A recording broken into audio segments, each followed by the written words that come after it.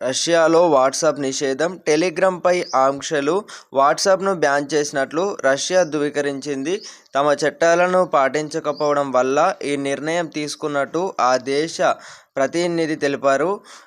100 million యూజర్లను స్వదేశ messenger app మ్యాక్స్కు మారాలని కోరినట్లు పేర్కొన్నారు. అయితే మ్యాక్స్ సర్వేలెన్స్ నిఘా యాప్ అని ఆరోపణలు రాగా వాటిని అధికారులు ఖండించారు. టెలిగ్రామ్ పైన దశల వారీగా ఆంక్షలు విధించే యోచనలు రష్యా ఉన్నట్లు సమాచారం అన్నమాట. సో ఇదన్నమాట ఇన్ఫర్మేషన్. రష్యాలో వాట్సాప్ బ్యాన్ అయినట్లు సమాచారం అయితే రావడం అయితే జరిగిందన్నమాట.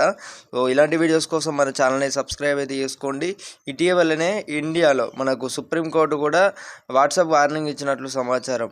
ఈ ప్రైవసీ లీక్ చేస్తుందన్నమాట, మన డాటా మొత్తం ప్రైవసీ లీక్ చేస్తుంది. సో రష్యాలో బ్యాన్ అయింది, రేపు మాపు మన ఇండియాలో కూడా బ్యాన్ అయ్యే అవకాశాలు కూడా ఉంటాయి అన్నమాట, ఇండియాలో కూడా చూసుకున్నట్లయితే.